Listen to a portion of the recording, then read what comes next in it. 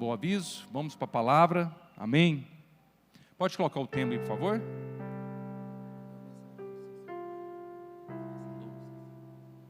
Amém. Eu quero aqui já deixar esse tema para vocês, uma palavra muito abençoada. Aleluia. Glória a Deus. O irmão Ricardo já ofertou também aqui. O André ganhou um combo do Clube do Espeto, né? E o Josué, o Ricardo acabou de ofertar na vida dele aqui também, mandou uma mensagem para mim, que vai abençoar a vida do Josué também, para estar ali comendo, porque ontem ele serviu nós. Quem gostaram da janta aqui ontem? Foi uma benção, irmãos? Todo mundo elogiou demais a janta, estava parecendo aquelas panelinhas mesmo, assim, desse restaurante chiquérrimo aí. Então, louva a Deus, Deus abençoe o Ricardo, e nós estamos nesse propósito mesmo, e ano que vem vai ter mais reunião de homens, e cremos que nós vamos avançar, em nome de Jesus, amém? Irmãos, eu quero aqui compartilhar uma palavra com vocês. O tema é um olhar profético. Às vezes você pensa assim, mas eu não sou profeta. E como ter um olhar profético? O que você imagina de um olhar profético? O que você pensa em ter um olhar profético? O olhar profético, irmãos, é aquilo que você vê além do natural. Aquilo que você vê os seus problemas e você vê algo espiritual mais além do natural. Vocês estão entendendo, irmãos? O olhar profético é você não olhar para as coisas naturais, carnais. Vou dar um exemplo. Às vezes tem situações que uma pessoa te afronta. Uma pessoa te afronta e aí você não consegue, às vezes, se conter. Você perde a paciência. Às vezes você começa assim tudo, mas quando você tem um olhar profético, você já começa a identificar e pensar assim, o diabo está querendo roubar a minha paz. Isso é um levante. Eu quero pedir a Deus para que possamos respirar. Irmãos, nós construímos aqui, quem viu a construção aqui no fundo aqui? Amém?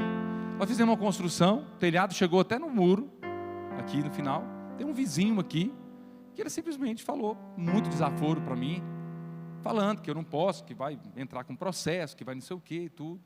E aí nós subimos lá, arrumamos tudo, mas ainda ele mandou outra mensagem para mim daquele modelo, e falando que está errado e tudo. Nós nem triscamos no muro dele, nós só chegamos à ponta da telha lá pertinho, e ele quer que deixe um recuo não sei quanto. Já conversei com o Hector, que é advogado, e ele está falando um maior desaforo, mas eu estou assim, nem respondi, estou orando, para ver como eu vou responder ele. Porque a gente percebe que é um levante, é o inimigo. E assim, se ele pelo menos conversasse com educação, é uma coisa. Mas quando a pessoa conversa afrontando, agredindo, ameaçando, nós que somos homens, o sangue ferve. Mas você respira e pensa, isso é uma ação do diabo. Isso é uma ação, por quê? Porque sabemos que o propósito aqui é que essas crianças tenham seus cultos, protegidos da chuva, do sol, né, irmãos? Só que o inimigo, ele se levanta. E esse olhar profético é você ver, falar assim, isso é uma ação do diabo, mas eu vou ter que ter sabedoria porque é meu vizinho, eu tenho que saber conversar com ele, até mesmo ganhar ele, para ele pensar assim, olha, resolveu de uma forma que foi sem, porque se eu fosse comparar, bater de frente, a gente poderia, né, levar em outro nível, mas não é esse o propósito. Porque quando você tem uma visão espiritual e profunda dada por Deus, para enxergar além das aparências, além das aparências. O olhar profético, irmãos, é quando você vê um problema, às vezes você vê o seu filho, às vezes, passando por um vício, um exemplo, mas aquele ali é uma realidade no natural. Aí você fala assim, eu já semeei tanto na vida dele, eu já preguei, eu já levei ele para a igreja, já fiz tanto isso, por que está tendo esse comportamento? Se você olhar no natural, você vai falar assim, realmente, ele não dá certo, você não vai avançar, não vai ser liberto. Mas quando você começa a profetizar, a declarar sobre a vida dele, que Deus tem propósito, que Deus tem planos, que Deus vai libertar, que vai ser um grande homem de Deus, que vai ser um pastor, que vai ganhar muitas vidas para Jesus, esse é o olhar profético. Vocês estão entendendo? Quem está comigo aqui, diga amém. Então, todo líder, nós, irmão, precisamos desenvolver um olhar profético, um olhar de fé. O olhar profético é algo simples, é ver como Deus vê. Essa é a chave para a vitória da nossa vida. Como Deus vê o problema que você está passando hoje. Vamos dar um exemplo. Você está passando uma dificuldade no seu casamento. E às vezes tem situação que você olha seu marido ou você olha sua esposa e você não vê mais solução. Mas a pergunta é, o olhar profético é quando Deus vê, como que Deus está vendo? Sabe que Deus fala assim, não, realmente não tem jeito. Situação, pode jogar a toalha, acabou. Mas quando nós olhamos, nós escolhemos a forma como queremos olhar a circunstância, nós chamamos isso também de atitude. Como é a sua atitude? Atitude no quê? No falar, no declarar, no profetizar. Sabe, irmãos? Às vezes aquela angústia que você está vivendo o tempo todo e não sai. Você já tem que começar a falar, eu não aceito isso na minha vida. Eu sou cheio de Deus, eu sou filho, eu sou cheio da paz, da alegria, porque é a alegria que me fortalece. Eu não aceito isso. Isso vai passar, de repente passa. Mas se você começar a falar assim, não, eu preciso de ir para um shopping, eu preciso de assistir um filme, não estou falando que está errado fazer isso. Estou falando que você tiver um olhar profético, você vai no mundo espiritual e vê que isso não é para você. Mas quando você está no natural, você às vezes quer, eu vou fazer algo, eu vou ficar na internet, assistir, jogar, fazer alguma coisa. Mas quando, lá em Provérbios capítulo 3, verso 1, quero ler com os irmãos. Provérbios capítulo 3.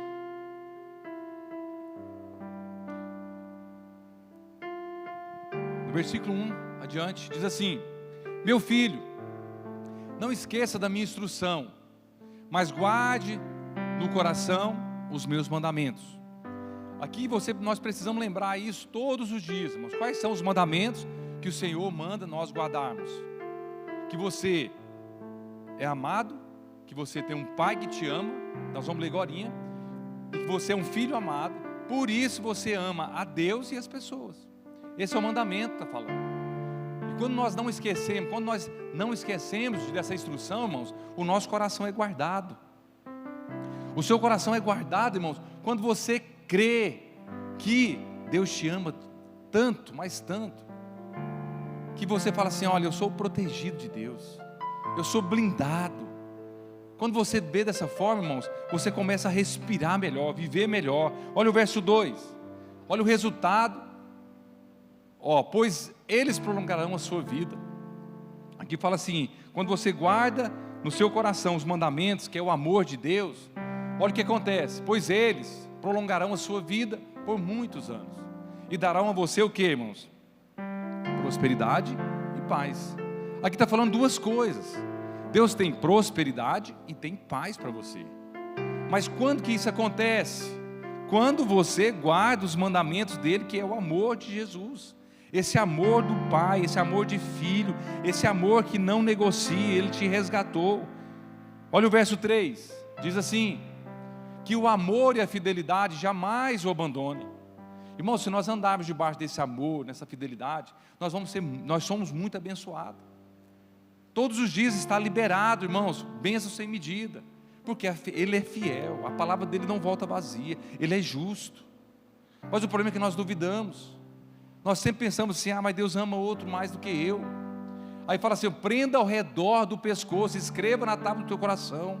Ou seja, está falando assim, não esqueça disso.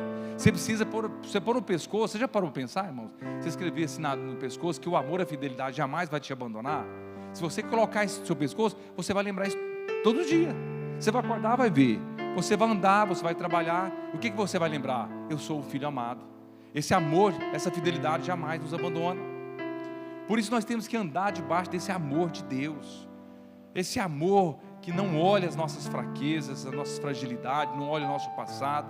É um amor que dá o tempo todo oportunidade. Olha o verso seguinte, verso 4. O verso 4 diz assim, então, você terá o que, irmãos? A graça aí, você terá o favor e a aprovação, não só de Deus, aos olhos de Deus, e também dos homens. Quando você guarda esse mandamento, que é o amor do Pai, o amor dele, irmãos, você receberá o favor. O favor é algo que nós não merecemos. A aprovação aos olhos de Deus, irmãos, é falar assim, ele compreendeu que ele é meu filho. Ele compreendeu que ele é protegido, que ele é amado, que ele é favorecido, que ele é abençoado. Sabe, irmãos? Olha o verso 5. Confie no Senhor de todo o coração. E aqui faz uma observação para nós abrir nossos olhos espirituais. O olhar profético. Não se apoie no seu próprio entendimento. Não apoie, não confie na sua capacidade. Não confie, porque eu sou assim, entendeu? você vai frustrar. Mas quando você confia no Senhor de todo o seu coração, irmãos, algo grande vai acontecer. Irmãos, algo poderoso. Não importa se é na dificuldade ou se é na bonança. Você precisa entender que tudo vem dEle. Tudo vem dEle. E quando você vive dessa forma, o seu olhar, você vai ter mais paciência, você vai ter mais sabedoria, você vai ver os problemas numa visão mais alargada. Você vai enxergar um problema e falar assim, vai ser uma oportunidade aqui para me avançar. Às vezes um prejuízo que você levou, você fala assim, estou levando esse prejuízo, mas Senhor, eu creio na restituição. E de repente o Senhor restitui 10 vezes mais aquilo que você recebeu. Mas se você não tiver olhar profético, você vai falar assim, se eu tivesse aquele dinheiro lá ainda, eu estava com a vida assim, eu tinha esse dinheiro guardado, eu podia viajar, podia fazer isso. Mas não, Deus permite muitos prejuízos nós levamos, irmãos, porque Ele está nos ajustando em amor, para falar assim, olha, você não precisa amar o dinheiro dessa forma. A Bíblia fala que o dinheiro é a raiz de todos os males, sim ou não? Não. O dinheiro é a raiz de todos os males? Não é. O que é a raiz de todos os males? Vamos ver quem lembra desse versículo. O amor ao dinheiro. A Bíblia fala que o amor ao dinheiro é a raiz de todos os males. Então o dinheiro, ele é algo assim, abençoado, mas você pode também ser amaldiçoado por ele. Por quê? Se você tem amor. Mas quando você confia de todo o seu coração, irmãos, saber que você está cada dia avançando mais, não é a sua capacidade, mas é a capacidade de Deus, você vai avançar, você vai colaborar, você vai ajudar, você vai dar oportunidade. Olha o verso 6, é o verso 5 ou 6, reconheça em todos os seus caminhos. Aqui não está falando, irmãos, ele fala assim, olha, só uma área, aqui fala, reconheça em todos os seus caminhos, e Ele o que? Endireitará as suas veredas. Ele endireitará aquilo que está fora do lugar, Ele vai alinhar, e é todas as áreas, irmãos. Nós precisamos crer, nós precisamos confiar.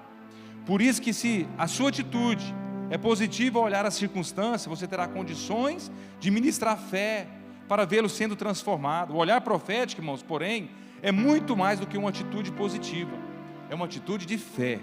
Quem vive pela fé, irmãos, você sempre vai ter um olhar profético. Quando você vê situações, você vê uma oportunidade de crescer e de avançar.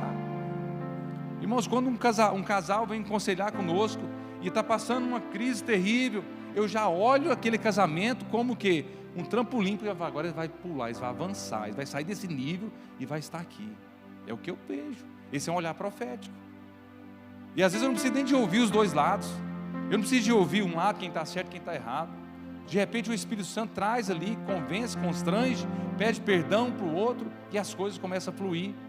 Mas por que isso acontece? Porque é o Espírito Santo que faz a obra. Não é o meu entendimento, a minha sabedoria. Eu posso ser um instrumento de Deus. Vocês estão entendendo aqui, irmãos? Por isso que nós temos que reconhecer que todos os nossos caminhos, se você confiar, Ele vai simplesmente levar você a ter experiências. Em Mateus capítulo 6, verso 22, Mateus 6, verso 22, diz assim: os olhos são a candeia do corpo, portanto, os seus olhos forem bons, todo o seu corpo estará o quê? Cheio de luz. Aqui está dizendo o que? O olhar profético. O seu olhar precisa ver o quê? O seu marido transformado, o seu marido cheio de Deus, o seu marido orando pelos seus filhos, o seu marido avançando, prosperando, crescendo profissionalmente. Quando você tem esses olhos como lâmpada, irmãos, você vê algo, uma claridade mais profunda. Vocês estão entendendo, irmãos? Às vezes você pensa assim, reclama, meu salário é muito pouco, o que eu ganho não dá. E às vezes você fala assim, o patrão não reconhece o meu trabalho. Mas eu quero dizer algo para você, não é seu patrão que vai aumentar seu salário, é o Senhor Jesus que vai aumentar, porque é Ele que te promove, é Ele que vai pegar você e colocar onde Ele quiser. Mas para isso você tem que abrir seus olhos espirituais. Olha o verso 23, diz assim: mas se os seus olhos forem maus, todo o seu corpo será cheio de trevas. Portanto, se a luz que está dentro de você são trevas, quão grandes trevas são. Tudo depende do seu olhar profético. Se o seu olhar for um olhar natural, irmãos, quando você vê lá aquela doencinha lá, você já começa a pensar o quê? Nossa, é um tumor, é um câncer, é um problema, agora minha vida acabou, vou morrer, e não sei mais o que fazer, não sei quem vai cuidar da minha família. E se você olhar aos olhos carnais, mas o olhar profético, isso aqui vai ser um testemunho que o Senhor vai me curar, porque essa doença não vem do Senhor, mas o milagre vem do Senhor. Então agora, a partir de agora, eu vou abrir a minha boca e vou anunciar que o Senhor fez mais um milagre na minha vida. Quem crê, diga amém. É assim que nós precisamos de crer. Às vezes passamos situações que o Senhor quer o quê? Sondar o seu coração. Ele sonda o nosso coração todos os dias, irmãos, todo momento. Para quê? Porque Ele quer sempre nos promover, todos os dias, um degrau. As lutas, irmão, não tem como você avançar, prosperar, ter paz, ter tudo, irmão, se não passar por lutas. Vocês estão me entendendo, irmão? Não tem como. A luta vem para quê, irmãos? Para trazer o quê? Crescimento, maturidade, perseverança, para que você saia dela e olhe para trás e fale assim: eu sou um homem diferente, uma mulher diferente. E aí nós vamos avançando. Quero dar um exemplo aqui com os irmãos. Havia 3 homens num barco, um pessimista, um otimista e um homem cheio de fé. 3 pessoas num barco. E aí essas 3 pessoas foram pegar o navio e de repente veio um vento muito forte e começou a levar esse navio para outro rumo. E aí que a palavra, aqui o texto, a história desse texto aqui fala que o pessimista, ele já começa: tá vendo, eu sabia que ia dar ruim. Eu sabia que esse vento ia atrapalhar nós. Nós estávamos com esses planos de fazer esse passeio e tudo. Olha o que aconteceu. Aí começa a reclamar. Esse é o pessimista. Eu sabia, eu deveria ter ficado em casa. Mas toda vez quando eu faço os planos, dá tudo errado. Esse é o pessimista. Já o otimista, o que ele faz? O otimista ele já começa a pensar: esse vento vai parar, esse vento vai parar, esse vento vai parar. Vamos pensar pensamento positivo. Yes, yes, yes. É os coach e tal. E vai dar certo. E vai. Agora, quando é um homem de fé, ele já fala assim: esse vento aqui está querendo levar para algum lugar, porque tem algo planejado para acontecer nesse lugar, que esse vento quer levar. Mas eu sei que Deus pode mudar isso aqui agora. E às vezes até ele vai lá e fala assim: eu quero agora também te ajudar, e vamos fazer esse vento, vamos mudar esse destino, mas para que nós possamos passar em outro lugar. Porque o homem de fé, ele vê sempre que uma oportunidade, porque sabe que tudo coopera para o bem. Tudo coopera para o bem. Irmãos, essa luta que você está enfrentando coopera para o bem. Vira para o seu irmão, fala assim: tudo coopera para o bem. Até as coisas ruins, irmãos. Sabia disso? As coisas ruins cooperam para o bem. Eu falo isso por mim, quantas experiências que eu já passei.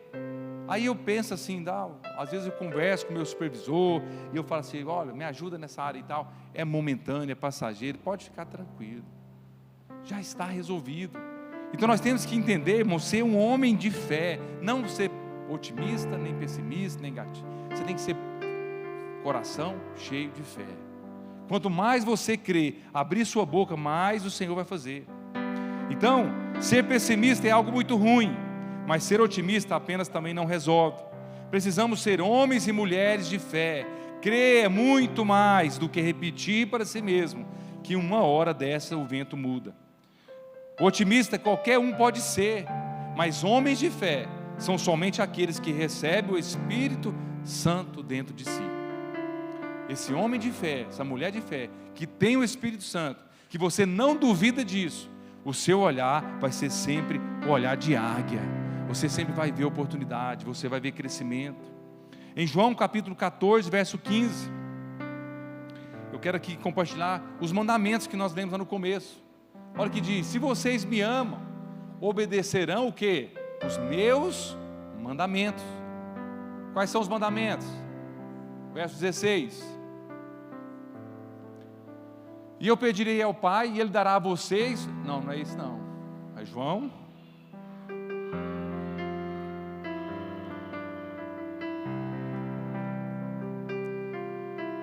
Aqui, ó, é lá no verso 34, por favor. No verso 34, aqui fala o seguinte, João 13, verso 34, volta um pouquinho antes, João capítulo 13, verso 34, isso, agora falar, um novo mandamento dou a vocês, amem uns aos outros, como eu vos amei. Vocês devem amar uns aos outros. Vocês estão entendendo que aqui no novo mandamento da nova aliança, fala que você tem que amar o próximo. Mas para você amar o próximo, você precisa entender que o Senhor te amou primeiro. Olha o que a palavra está dizendo. Ame uns aos outros, como eu os amei. Ou seja, Ele te amou primeiro. Então você precisa amar uns aos outros. Quando você faz isso, irmãos, você já começa a encher seu coração de fé. Então vocês devem amar uns aos outros. E olha o verso 35.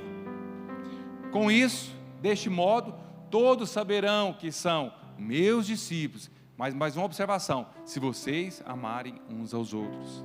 Nós estamos nesses 21 dias, irmãos, aqui de igrejando, explicando o poder, o propósito da igreja, o favor. Irmão, sabia quando nós andamos debaixo desse favor, do propósito, que é viver a vida da igreja, nós somos protegidos, nós somos blindados. Irmão, se você não tem ideia de tanta armadilha, estratégia do diabo é desfeita, porque você está debaixo do favor de Deus, porque você está numa comunidade de fé. A Bíblia chama família da fé. Por isso que nós somos desafiados, irmãos, a amar os irmãos. Tem uns irmãos que é mais difícil de amar, não é verdade? Tem uns que é mais fácil, tem uns que dá mais trabalho, tem uns vizinhos que dá trabalho. Mas e aí? Aqui não fala assim, amar somente os irmãos, amar uns aos outros. Quando as pessoas veem você, esse amor de Deus, aí as coisas vão fluir, vão acontecer. Aquele que está cheio do Espírito não olha a circunstância como os outros olham. Ele não vê os problemas como os outros veem, mas procura enxergar tudo na ótica de Deus. Tudo na ótica de Deus. Como o Senhor vai agir? Eu quero agir, mas Senhor, se fosse o Senhor, como que seria? Então você começa a entender.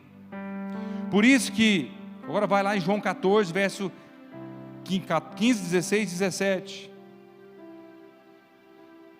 Que aí fala mais uma vez: se vocês amem e obedecerão os meus mandamentos, verso 16.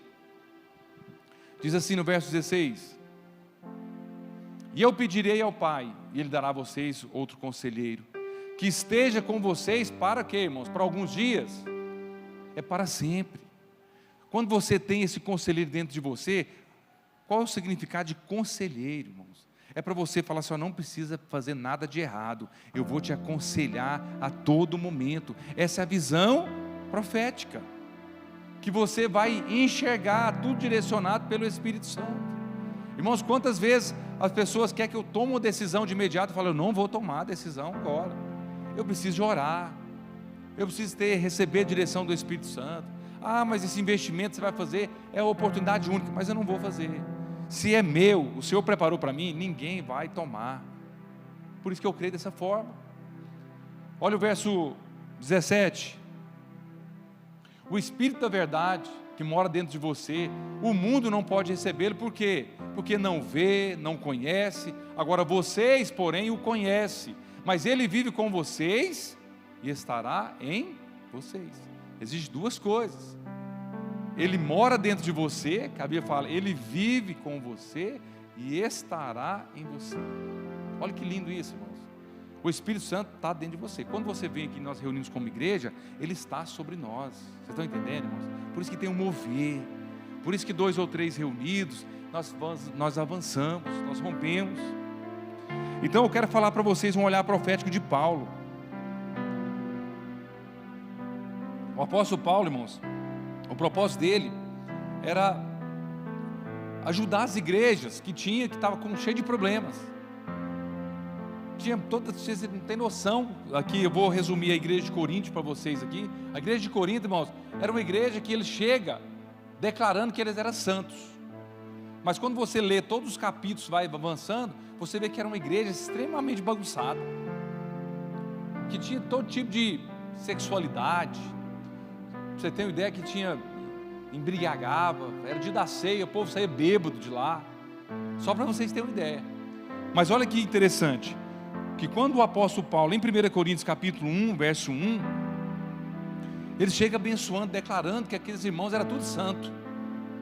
Ele não chega falando assim, porque ele já sabia, porque chegou o recado para ele, falou, olha, Paulo vai lá, resolve o problema, que a igreja está cada dia perversa, está com problema. Aí Paulo chamado para ser apóstolo de Cristo Jesus pela vontade de Deus, e o irmão Sóstenes. Olha o verso 2.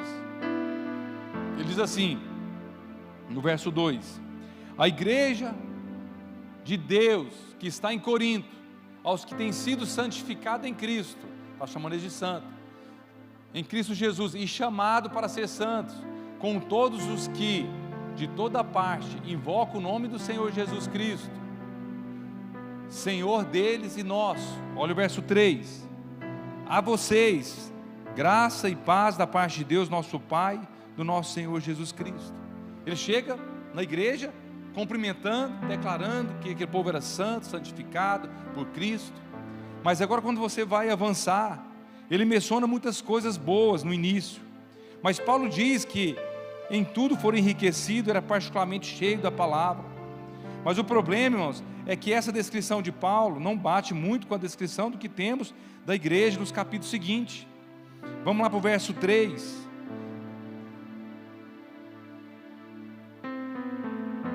Olha o verso 3 até o 5, diz assim: graça e paz a vocês da parte de nosso Deus, nosso Pai e do Senhor Jesus Cristo. Verso 4, no 1 Coríntios capítulo 3, versículo 3, agora vamos avançando agora para frente, 3:3, 1 Coríntios 3:3, isso, porque ainda, aí olha para você ver, ele já começa a exortar a igreja, fala, olha aqui vocês, porque ainda são carnais, pois visto que há inveja e desavença entre vocês, não é certo que são carnais, e estão agindo meramente com critérios humanos?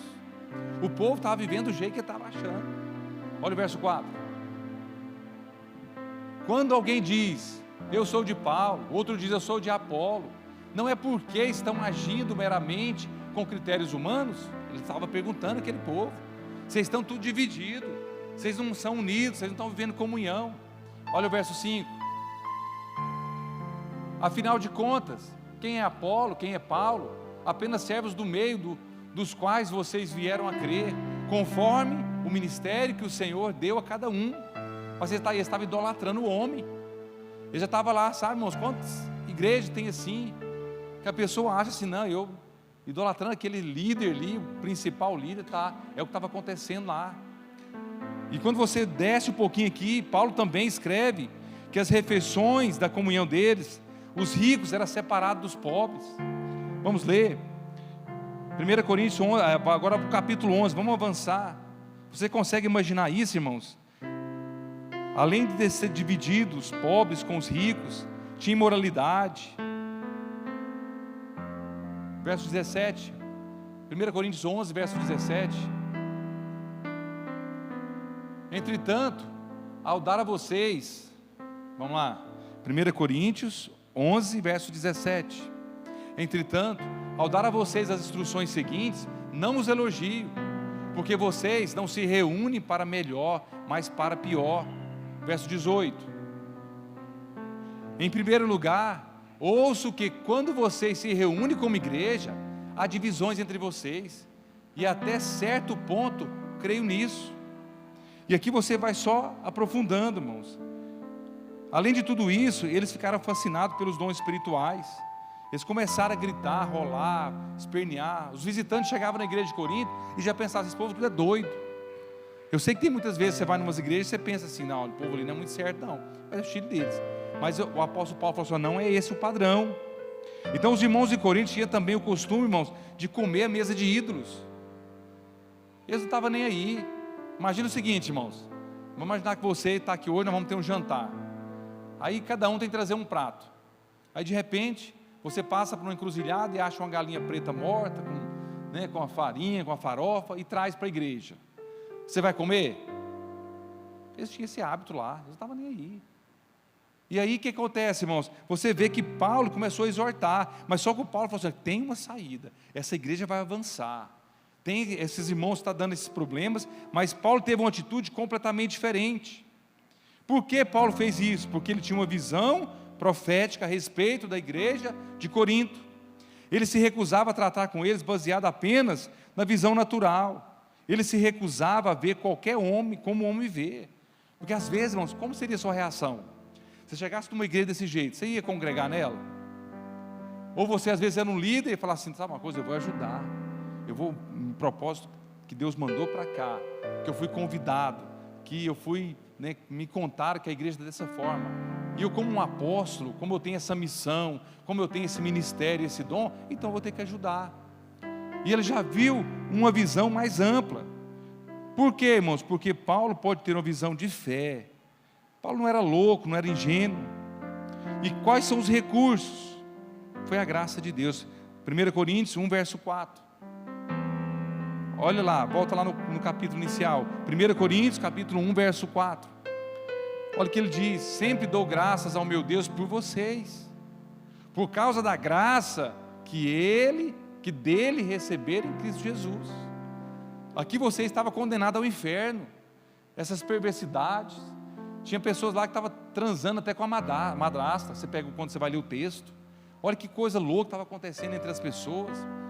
De dar ceia, irmãos, eles comiam tanto que eles não esperavam outras pessoas, porque naquele tempo, irmãos, não é a ceia igual nós tomamos aqui. Lá era à vontade, era um jantar, era comida mesmo, e muito vinho. E aí eles exageravam. Aí chegavam outras pessoas, não, acabou. Então eles eram muito glutões. E olha aqui, o segundo recurso era o quê? A provisão de Deus. O Senhor nos tem dado provisões com a palavra, a revelação e dons. Se essas provisões existem e continuam a crescer, não precisamos temer. A vontade de Deus se concretizará e haverá transformação na vida dos irmãos. Olha o verso 5, vai para frente um pouquinho no verso 5. Pois por meio dele, vocês foram enriquecidos em tudo, isto é, em toda a palavra e em todo o conhecimento. Vocês estão ouvindo a palavra, mas vocês estão distorcendo tudo. Vocês não estão avançando. Então, verso 9, verso seguinte, verso 6. Porque o testemunho de Cristo, que foi confirmado entre vocês, vocês não vão anunciar? Está querendo dizer isso. O testemunho de Cristo que foi confirmado, eles não estavam nem assim, Deus me abençoou nessa área, mas sabe uma coisa? Essa área eu vou viver tudo bagunçado mesmo. Por isso que o terceiro recurso aqui está lá no verso 8, vai para frente um pouquinho, no verso 8, do capítulo 1. Ele os manterá firmes até o fim, para que vocês sejam irrepreensíveis no dia do nosso Senhor Jesus Cristo. Olha o verso 9. Fiel é Deus, que os chamou, falando para a igreja, a comunhão com seu Filho Jesus Cristo, o nosso Senhor. Ele está dizendo que aquele que começou em nós a boa obra vai completar, até o dia de Cristo Jesus. Ele é fiel, não precisamos temer coisa alguma, porque a sua obra se realizará em nossa vida, na vida de nossos irmãos.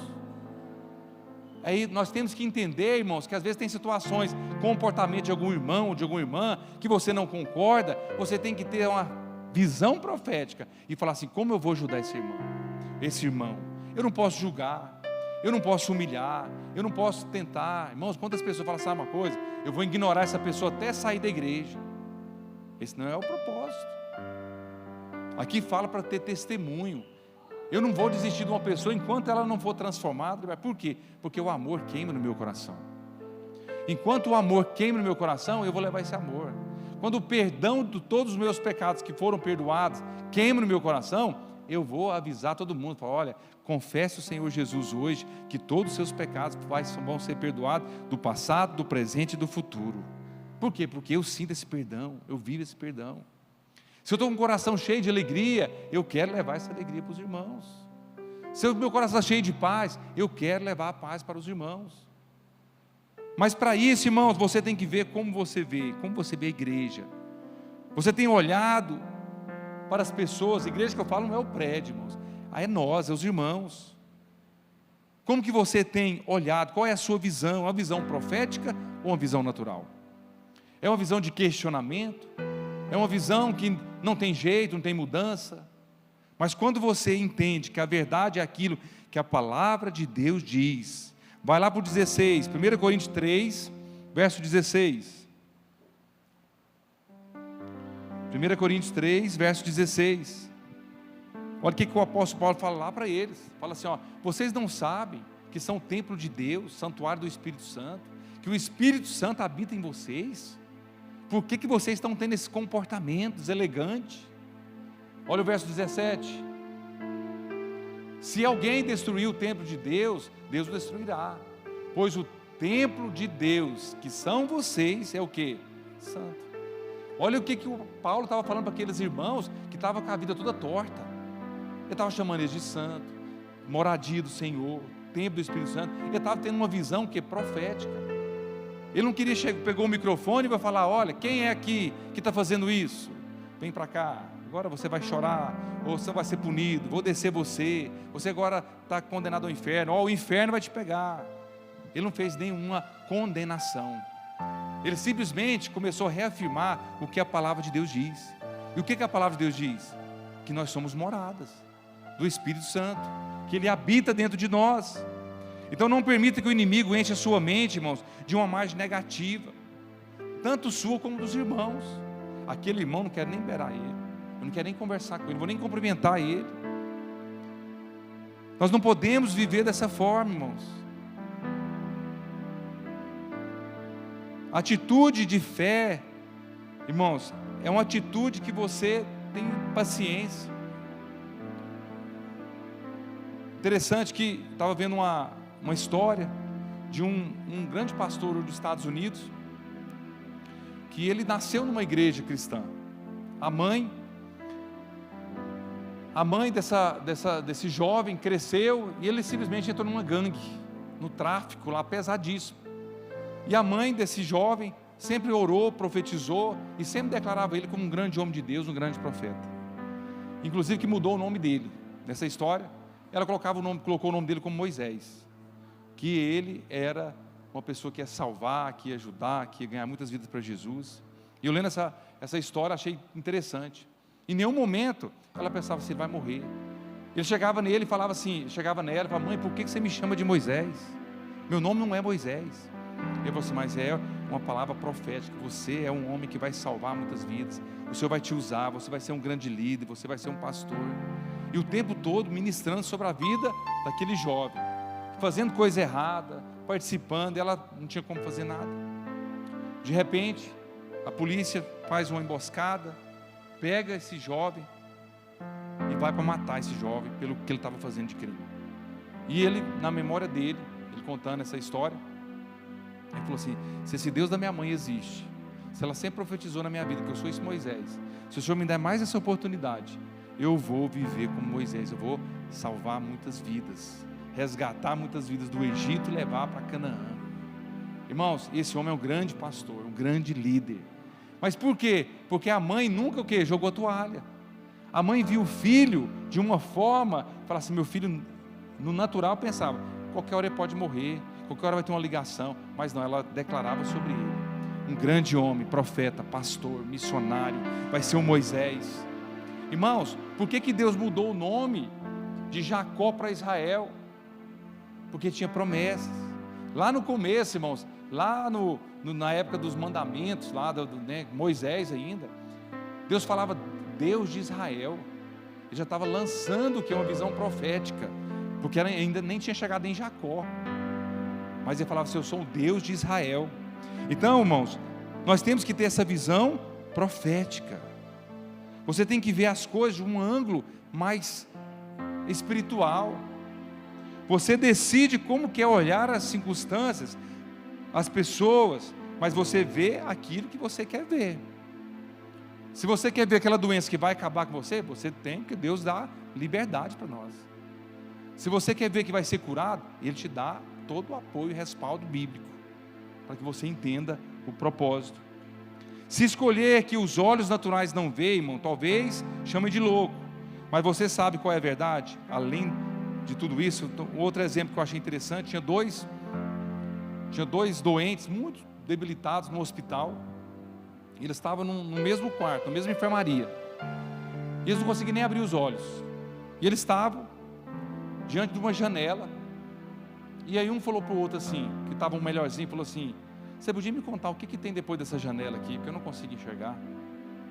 Esse homem falou assim: olha, aqui nessa janela tem um parque, está cheio de brinquedos, tem criança correndo, tem um jardim bonito.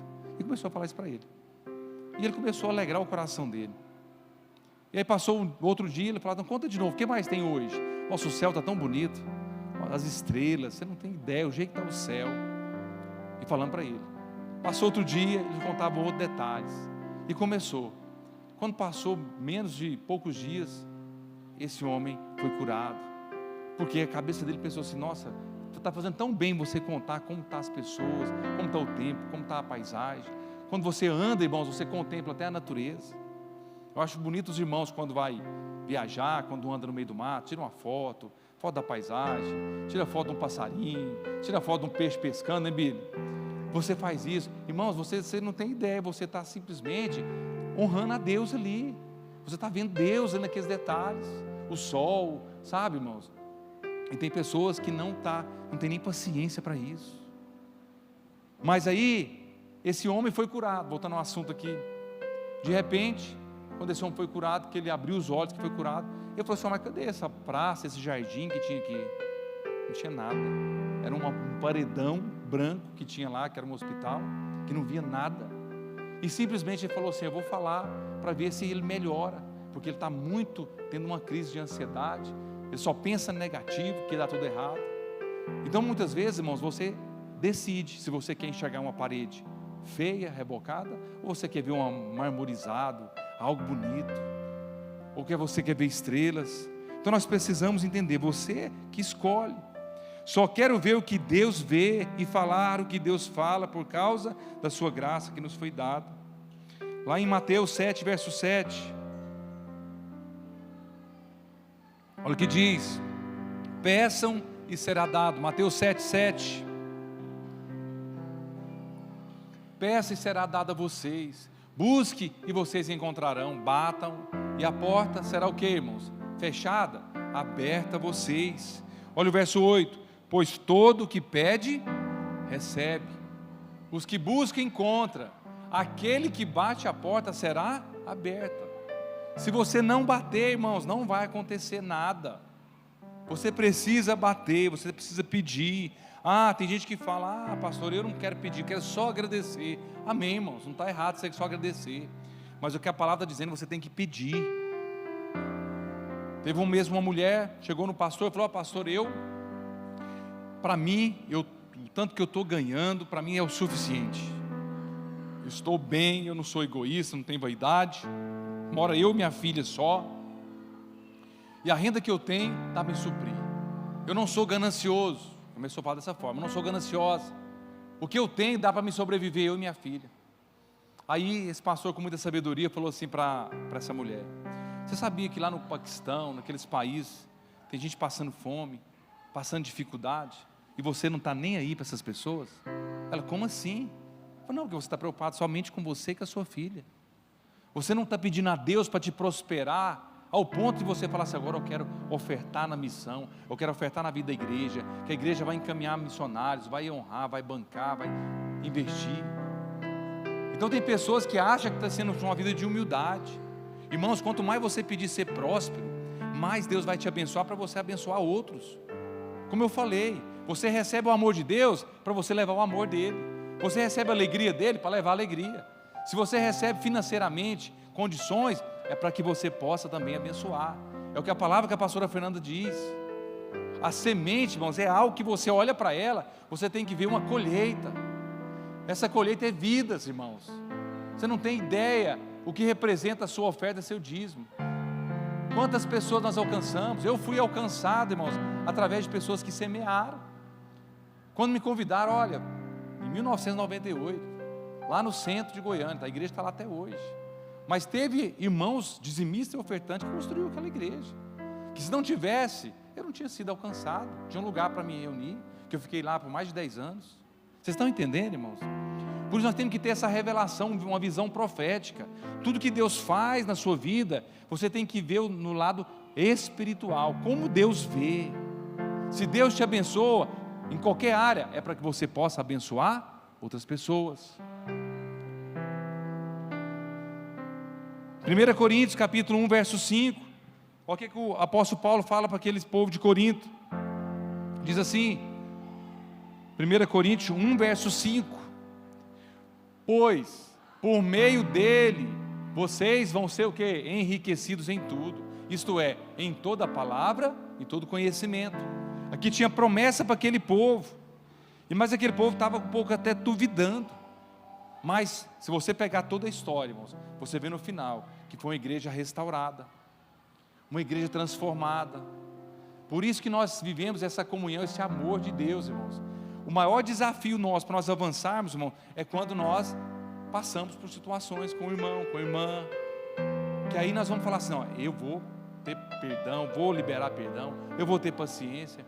Por isso que a igreja avança. Outro exemplo eu quero dar para os irmãos.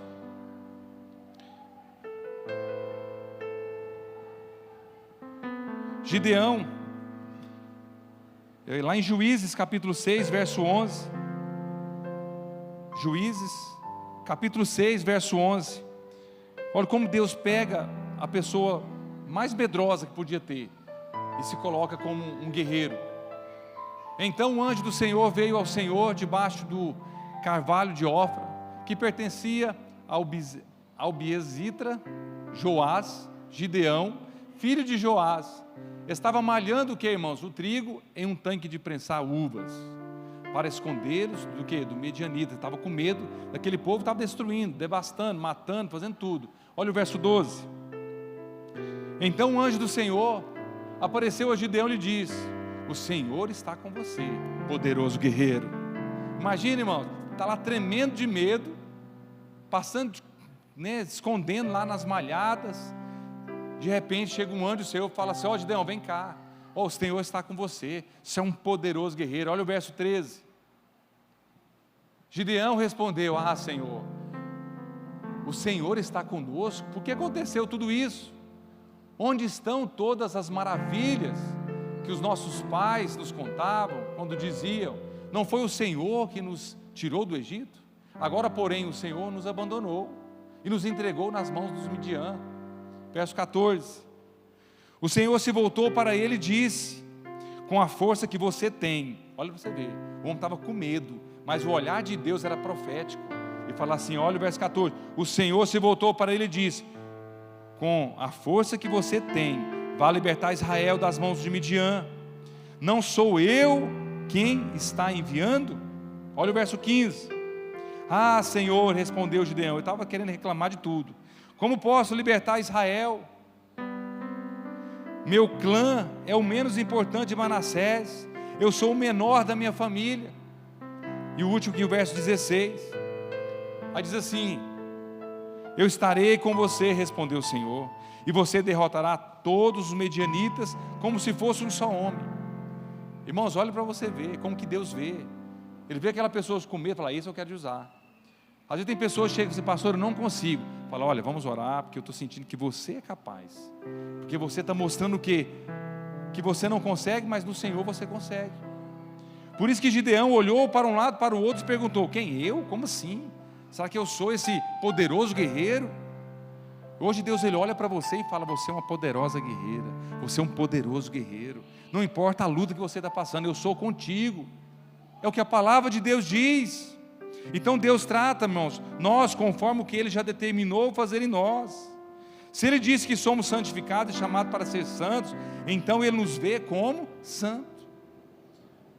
Vira para o seu irmão e fala assim: nunca esqueça que você é santo. Você é santo. Irmãos, a santidade é a palavra. O que significa santidade? É você separado para Deus.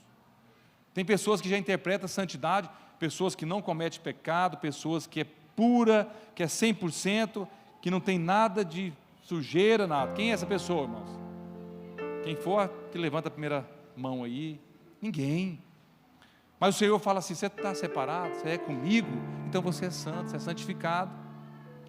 Reconheça o valor, irmãos, dos irmãos, da vida da igreja. Eu quero fechar essa palavra com os irmãos, quero chamar os irmãos do Ministério do Louvor aqui.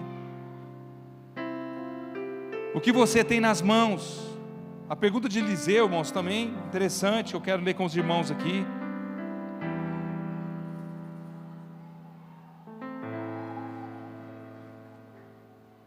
Segundas Reis, capítulo 4, verso 1. Segunda Reis, capítulo 4, verso 1, quero ler essa. Certo dia, irmãos, a mulher de um discípulo dos profetas foi falar a Eliseu: teu servo, meu marido, morreu, e tu sabes que ele temia o Senhor, mas agora veio um credor aqui, que está querendo levar meus 2 filhos como escravo. Ela tinha uma dívida, irmãos, impagável, essa mulher. Essa viúva, é uma dívida impagável. E o que aconteceu? Naquele tempo, eles pegavam os filhos como pagamento, escravo. Aí então Eliseu, verso 2, olha o que diz o verso 2, olha aqui para mim, deixa os irmãos do louvor aqui. Eliseu perguntou-lhe: como posso te ajudar? Diga-me o que você tem em casa. Ela respondeu: a tua serva não tem nada além de um pequeno jarro de azeite. Olha o verso 3. Então Eliseu disse: vá pedir emprestado vasilhas vazias a todos os seus vizinhos, mas peça muito. O que ela tinha, irmãos? Ela tinha uma botija de azeite. E o que Eliseu profetizou? Ele viu o que? Um olhar profético. Você vai resolver todos os seus problemas financeiros agora. Você vai pegar seus vizinhos, o que tiver de vasilhas, pode trazer de 50, de 100, de 200 litros. Ela foi, olha o verso 4, o que aconteceu? Depois, entre em casa com os seus filhos e feche a porta, derrame daquele azeite em cada vasilha, e separe as que você for enchendo. Verso 5, olha o que aconteceu. Eu quero ler até o verso 7 com os irmãos. Ela foi embora, fechou-se em casa com seus filhos e começou a encher as vasilhas que eles traziam. Verso 6. Quando todas as vasilhas estavam o que, irmãos? Cheias, ela disse a um dos filhos: traga mais uma. Ele, porém, respondeu: já acabaram. Então, o azeite o que? Acabou. Se tivesse mais vasilhas, o que ia ter, irmãos? Mais, se chama o que? Multiplicação. Tem como você multiplicar as coisas com zero? Não tem. Então o que você tem na mão hoje, o que você tem na sua casa, é o suficiente para Deus multiplicar. Se for pouquinha coisa, pode ter certeza que o Senhor vai multiplicar, é o que a palavra de Deus diz. Eu ganho um salário mínimo, você pode ter certeza, se você crê, esse salário mínimo pode ser multiplicado, você vai ser promovido e avançar. E olha o verso 7. Ela foi e contou ao homem de Deus, que ele disse: vá, venda o azeite e paga as suas dívidas. Você e seus filhos viverão também o que? Do que sobrar. Olha o tanto de multiplicação teve. Irmãos, às vezes você pensa assim: esse filho meu aqui não vai dar nada não. Você pode ter certeza, é esse que o Senhor vai usar. Então por isso nós temos que ter uma ótica profética. Quando você vê aquela pessoa que você não dá nada por ela, você começa a profetizar, começa a declarar. Aqui o profeta Eliseu simplesmente falou assim: olha, você quer multiplicar que você tenha uma botija? Traga. Irmão, você já parou para pensar? Ela viveu do que sobrou. Se ela tivesse comprado um estoque, se ela tivesse comprado, sei lá, um tambor, um caminhão, ali não tinha, porque as bênçãos de Deus é sem medidas, é algo inesgotável. Por isso que o Senhor nos surpreende todos os dias. É igual outro exemplo também, quando Jesus estava aquele tanto de homens, 5.000 homens com fome, o que ele tinha na mão? Um jovem tinha o que, irmãos? 5 pães e 2 peixinhos. Foi o suficiente para quê? Para alimentar todo aquele povo. E ainda sobrou até que recolheram o cesto, a palavra de Deus diz, com apenas 2 peixes e 5 pães. É assim que Deus faz nas nossas vidas, irmãos. Às vezes é pouca coisa, mas é Deus que quer te usar. Às vezes é algo assim tão insignificante, mas quando você começa a olhar profético, começar a olhar espiritual, as coisas vão fluir. Quem crê que vai fluir aqui na sua vida? Você vai prosperar em todas as áreas, seu casamento, sua vida profissional, seu ministério. Gostaria que você ficasse de pé, e nós vamos